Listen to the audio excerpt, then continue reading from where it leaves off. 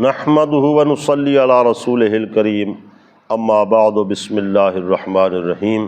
دعا کا صحیح مسنون طریقہ کیا ہے؟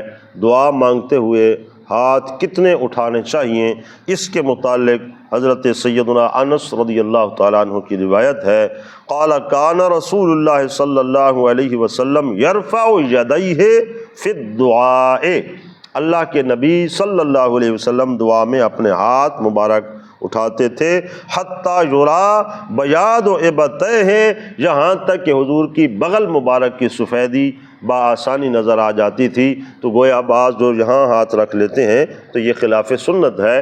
سنت مبارکہ یوں ہاتھ اٹھانا ہے کہ بالکل بازو اوپر کر کے چہرے کے قریب ہاتھوں کو لے جانا، کہ حضور صلی اللہ علیہ وسلم سے یہی ثابت ہو رہا ہے کہ آپ کی بغل مبارک کی سفیدی بھی حضرت انس فرماتے ہم دیکھ لیتے تھے۔ تو یہ ہے مسنون طریقہ دعا کرنے کا۔